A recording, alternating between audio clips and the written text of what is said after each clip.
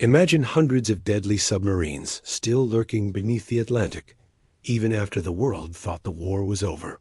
This is the hidden story of Germany's U-boats after May 8, 1945. On May 8, 1945, Nazi Germany finally surrendered unconditionally.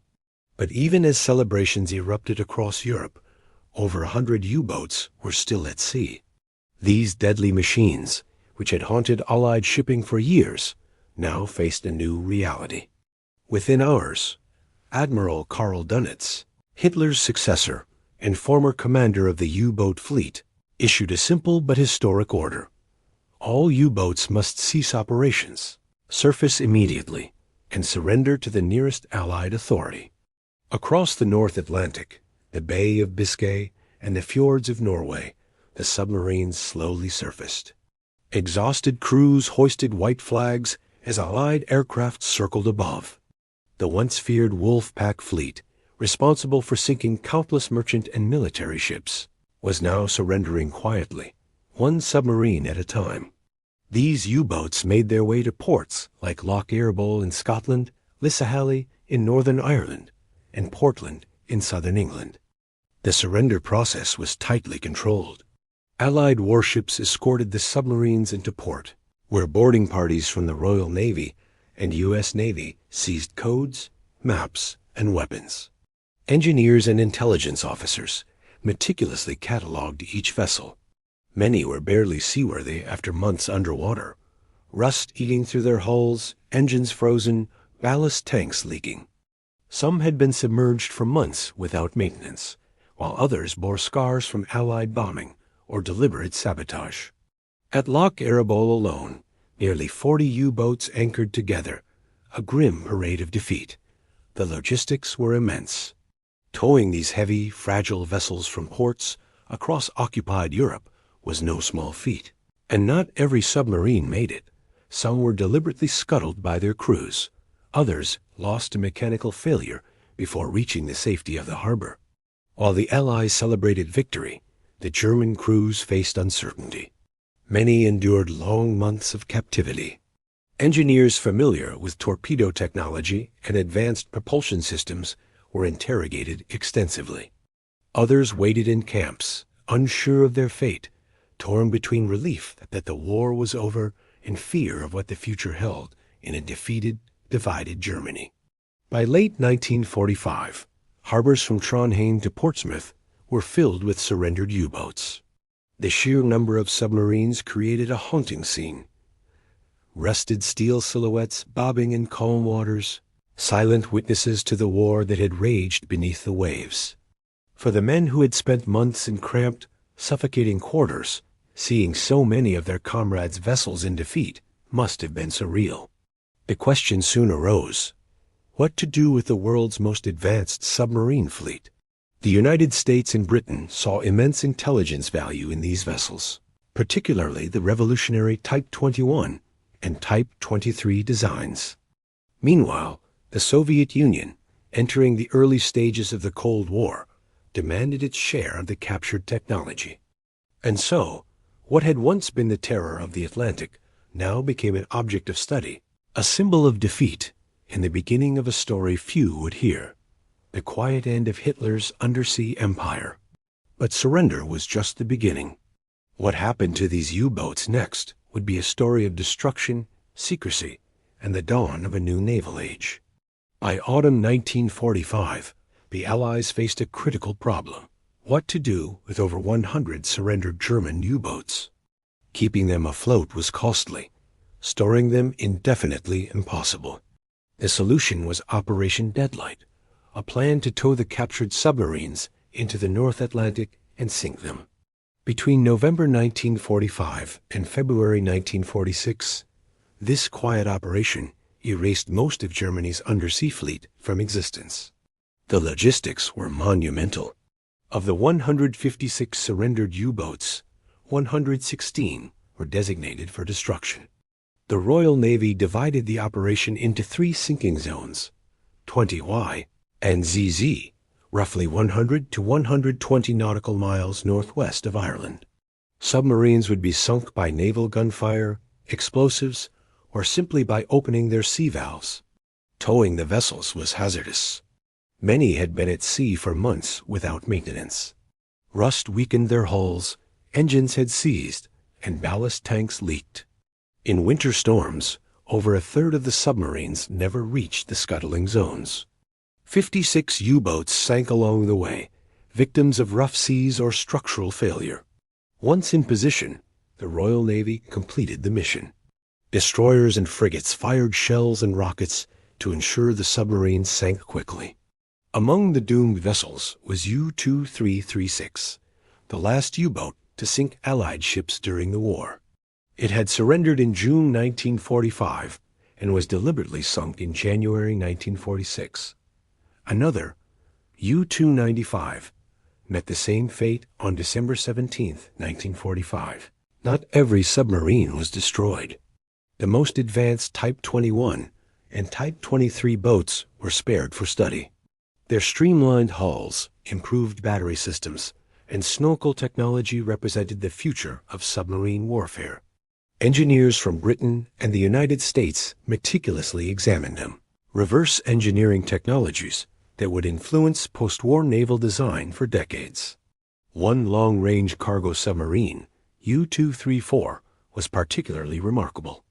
Captured while en route to Japan with a secret payload including uranium oxide and jet engine components, it offered unprecedented insight into German engineering.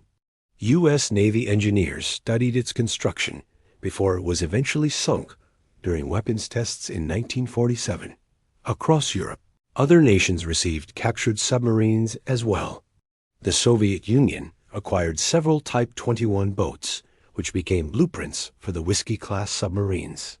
France, Norway, and Denmark also integrated German designs into their post-war navies, benefiting from advanced technology without developing it from scratch. But Operation Deadlight and the distribution of U-boats also revealed the early tensions of the Cold War. While the Allies hoped sharing technology would maintain balance, Soviet expansion quickly turned cooperation into competition. The U-boats, once tools of war, had now become symbols of geopolitical leverage. When Operation Deadlight ended in February 1946, most of Germany's once feared submarine fleet had vanished beneath the waves. But the story of the U-boats was far from over. What remained was not just wreckage, but a legacy that would shape naval warfare for generations. While dozens of submarines were towed out and sunk, a select group was deliberately spared. To the victorious Allies, these vessels were no longer weapons of war. They were technological blueprints, keys to the future of undersea combat. To manage the captured fleet, the Tripartite Naval Commission was formed in August 1945. Its task was to divide the surrendered U-boats among the United States, the United Kingdom, and the Soviet Union. Each power received submarines for testing, study, and reverse engineering, with priority given to the revolutionary Type 21 and Type 23 designs. These boats represented a dramatic leap forward. Streamlined hulls, massive battery capacity, and snorkel systems allowed them to remain submerged for extended periods. Unlike earlier submarines, which spent much of their time on the surface, these were true underwater vessels, designed to fight from the depths. In Britain, the Royal Navy conducted extensive trials. One submarine, U-3017, was recommissioned as HMSN-41 and used for endurance tests and submerged performance trials before being scrapped in 1949. Other captured hulls were used for live weapons testing, allowing British forces to study how depth charges and explosives affected real German steel. The United States pursued similar experiments.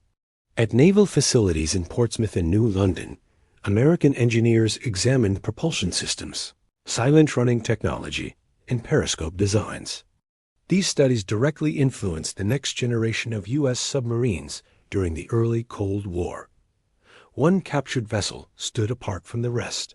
U-234, a long-range cargo submarine, was intercepted in May 1945 while en route to Japan. On board was a secret cargo that included uranium oxide and advanced jet engine components. Its capture offered rare insight into the technological cooperation between Axis powers and fueled speculation that continues to this day. After extensive study, U-234 was sunk during weapons tests in 1947. The Soviet Union, meanwhile, extracted enormous value from its share of the captured fleet. Several Type 21 submarines were dismantled piece by piece in Soviet shipyards. Their pressure-resistant hulls, hydrodynamic design, and snorkel systems became the foundation for the Whiskey-class submarines, giving the Soviet Navy a sudden and significant technological leap. To Western planners, this was alarming. The same German engineering that had once stalked Allied convoys was now fueling a new arms race beneath the ocean, one that would soon extend under Arctic ice and into the nuclear age. Smaller nations also benefited. France incorporated captured submarines into its rebuilding navy. Norway and Denmark used German designs for training, coastal patrol, and shipbuilding programs. Across Europe, remnants of the U-boat fleet quietly transitioned from instruments of destruction into tools of learning. By the early 1950s, most of the retained submarines had served their purpose. They were dismantled, scuttled, or sunk during tests. Yet their influence endured. The innovations pioneered by the Type 21, its batteries, hydrodynamics, and underwater speed became the design standard for nearly every conventional submarine built in the decades that followed. While most U-boats disappeared beneath the Atlantic, a few survived in a very different role. Some became museum ships, preserved as reminders of a brutal and technologically transformative war. One of the most famous is U-995, which surrendered in Norway in May 1945. After a brief post-war career, it was returned to Germany in 1965. Today, it rests at Labo near Kiel, where visitors can walk through its narrow corridors and experience the claustrophobic reality faced by its crew. In Britain, U-534 was raised from the seabed in 1993 and placed on display in Birkenhead, its hull cut open to reveal the interior. In the United States, U-505, captured intact in 1944, is preserved at the Museum of Science and Industry in Chicago, the first enemy warship ever displayed on American soil. Yet these are exceptions. The majority of Germany's submarines lie where they were sent during Operation Deadlight, on the seabed northwest of Ireland, forming one of the largest underwater graveyards in the world. For decades, they were forgotten, marked only by coordinates on old naval charts. Between 2001 and 2003, maritime archaeologist Innes McCartney led expeditions that rediscovered many of these wrecks. Using sonar and deep-sea photography, his team documented submarines resting upright, their decks still armed, their steel hulls slowly claimed by marine life. The images revealed how hastily the scuttlings had been carried out and how final those decisions had been. Today, public fascination with the U-boats continues to grow. Museums in Hamburg, Kiel, and Labo attract thousands of visitors each year. Historians still study the tactics, technology, and lives behind the steel. But beyond the machines lies a deeper truth. More than 30,000 German submariners lost their lives during the war, along with countless Allied sailors. The U-boats that once symbolized stealth and precision now stand as reminders of loss, innovation, and the human cost of industrial warfare. Above the waves, preserved submarines tell their stories in silence. Below the Atlantic, wrecks from Operation Deadlight remain undisturbed, forming a vast, unseen memorial. An empire of steel, once feared across the oceans, now rests between history and the sea. Stories like this don't end when the war is over. They live on beneath the surface, waiting to be discovered. If you want more untold history, forgotten operations, and the stories that history books rarely tell, take a moment to subscribe to the channel. New documentaries are coming, and you won't want to miss what's next.